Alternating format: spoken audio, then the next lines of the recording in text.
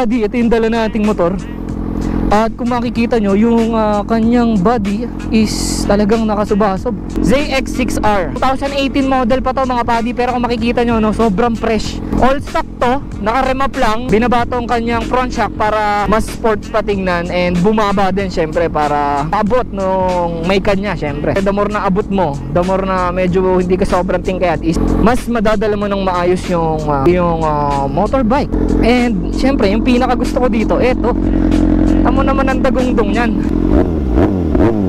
Ganyan po ang tunog ng inline 4. And yun, punta tayo sa kanyang panel. Eto, may gear indicator siya. Tapos yung RPM niya is analog. Ayan mga buddy, yung kanyang panel gauge, ang makikita natin dito is ayan, yung kanyang RPM analog pa.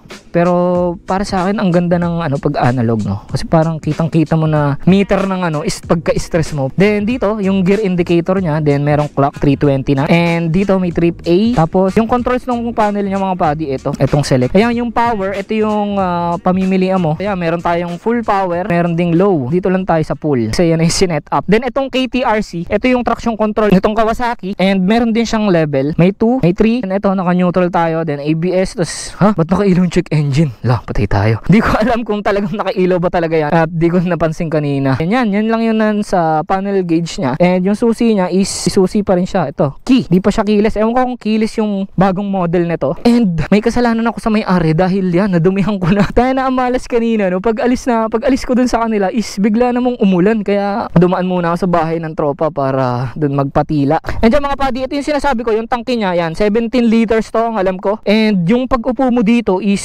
saktong-sakto yung ko dito, ang hita ko. Tapos ito, patungan ng siko. Ayan, nakaganyan siya dyan, nakaganto. Then etong palubog na part na to mga buddy, ayun yung pag nag-aero ka is dyan nakapatong yung baba mo, yung chin ng helmet, dyan nakapatong. And yung pa pala, yung wala na rin dito is yung tapalodo niya. Yan, makikita nyo, wala na siyang tapalodo. And ito yung kanyang plate number. Yung upuan dito, alam ko tinanggal na rin ni Papi. Kulay ng Kawasaki yun eh. Yan black, green, tapos mayroon touch of gray. So napakagwapo, diba? Talagang pang diinan. Ang sarap niyang dalhin. Ewan ko, nasasarapan ako. Pero sabi sa akin ni Papi, may kanya is mananakit daw yung arms ko, din yung likod pagka medyo matagal na ride yung ginawa ko dito sa motor na to. Ito pala, alam ko may foot peg dito ng angkas, pero wala na rin siya. So madamot po magpaangkas, no? Bawal mag-angkas ang may-ari nito, ang may kanya. Kaya nakatanggal niya, kaya ganyan. Yung pipe niya mga buddy, ang nakakabit po dito ay ayan, Austin Racing. And wala akong idea sa mga brand na to, pero napakaganda ng tunog niya. Then swing arm niya sobrang laki, yan makikita nyo. Then disc brake tayo sa likod, Nissin yung brand ng caliper. And yung kanyang tire size, D17 ang kanyang wheelbase. Then yung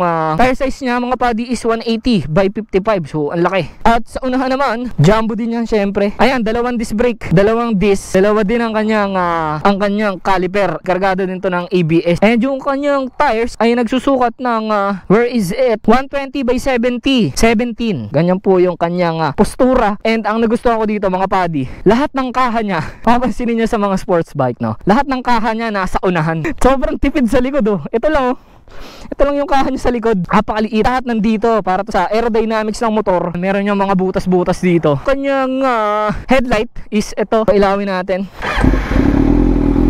Ganyan pa pag naka-low. Then pag naka-high, meron na rin yan sa pinakagitna niya. So i-high natin.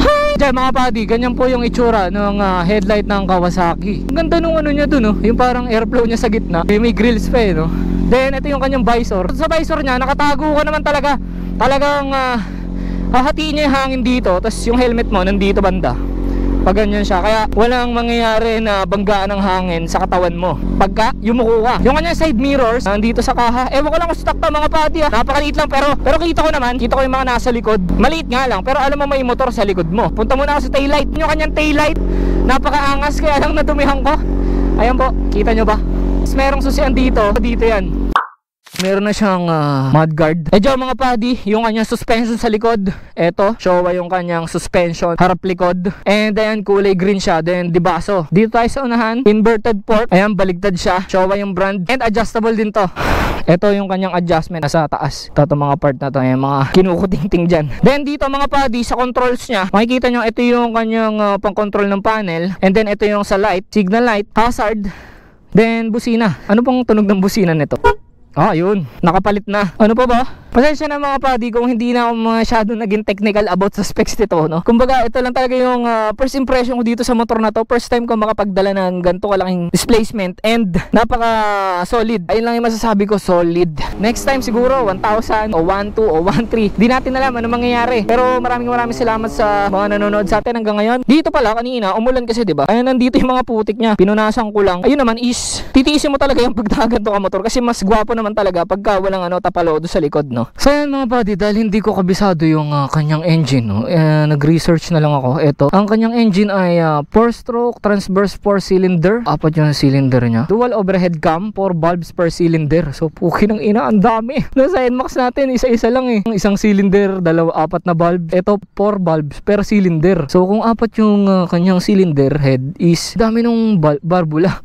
Kanyang displacement is 636cc. Bore and stroke niya 67 by 45.1 mm. And ang kanyang cooling system, syempre mga padi, ito po ay liquid cooled. Kanyang maximum power is 97.7 kilowatts, 131 horsepower at 13,500 RPM. So kaya pala ganun. And ang kanyang maximum torque is 71 Newton meters at 11,500 RPM. 6-speed transmission mga padi, manual po ito. And yun po ang kanyang engine specs mga padi. Launch control, yung napapanood ko kay Boss Reed. Tinanong kay may-ari, wala daw tong ganito. Pero sa mga matataas na ata na displacement yun ng big bike ng Kawasaki. Para sa akin, ang tagal ko na rin naman nagdra-ride. Pero ngayon pa lang kasi ko nakakahawak ng mga ganito kalalaking displacement. And yun, nakalimutan ko palang banggitin, nandito yung kanyang signal lights sa baba ng kaha. Makikita natin dito na yan, inline 4 po siya. So apat yung tubo, 1, 2, 3, 4. Yung kanyang radiator is ito, yan, napakalaki oh.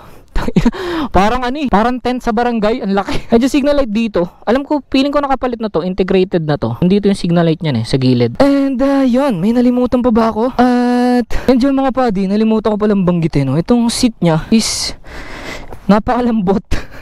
Kala mo anipis niyan, pero sobrang lambot niyan, men. Ayun, hindi sumasakit yung puwet ko. Ang napansin ko lang kanina, dito sa aking right leg is umiinit na siya dito sa part na to. Sa big bike, alam ko gano'n naman talaga eh. Bali, wala lang yun. Pag nanakbo naman, nahahanginan siya, kaya okay lang, di ba? And yun na lahat yung mga padi. So, gamitin na lang natin siya ulit. Balik na tayo. Balik na natin yung motor. Yun, let's go. Siyempre, papagasan natin to. May bagong model nitong motor na to. Kaya, kung gusto nyo magtingin, is pwede kayo tumingin. Yung pa ako pala mga padi yan, flat foot ako, basta hindi sila sabay na nakatapak sa baba. So 5'6" of height. Ayan po yung aking paa. And medyo nakatagilid ako ng konti. Pero pagka yung normal yan. Kaya flat foot ako. Since binaba naman to nung may-ari, kaya okay na. And mga padi, para sa 2018 model, and ilang taon na siya ngayon? Kung 18, 19, 20, 21, 22, 23, 24. So 6 years. And yet, tingnan nyo naman yung tangke niya, sariwang-sariwa din yung kaha. May mga scratches lang na maliliit, pero sobrang presentable niya pang tingnan. So kung ganito yung gusto nyong big bike na gusto maging first big bike, tinanong ko kanina yung may-ari, ang kuha niya daw dito is 500k pa. Ewan ko kung kasama na doon yung ginastos niya na pagre-remap dito, pagpapatune, yung mga pagawain niyang iba. 500,000 para sa 2018 model na Kawasaki. Nalilimutan ko lagi yung letter. Hindi ko rin siya maibira ng todo kasi kinakapa ako pa eh. Since first time ko lang siya mag-drive, and syempre kikilalanin mo muna yung motor. Mga padi, pagka yung first time siya i-drive. So alamin mo kung ano yung kapasidad niya, gaano siya kalakas. Saka mo nang wasiwasin pagka yung mga ilang araw mo na siya kinagamit. Pero ngayon syempre, hindi natin gagawin yun dahil baka hindi natin alam anong mangyayari. Wag naman sana, GOD, Diyan! Yun lang naman lahat. So tara, let's go. Tayo maggala na ulit. Meron pala siyang ganito. Nalimutan ko sabihin kanina. Ito yung kill switch niya. So kahit pindutin mo yan, di yan gagana kasi nakapatay siya. So i-open mo siya. And ito yung pinaka-satisfying na tunog dito, yung unang buhay. Pero since mataas na yung temperature niya, 82 na. So hindi na yung magko-cold start na yung ganun. Yun Woo! Let's go!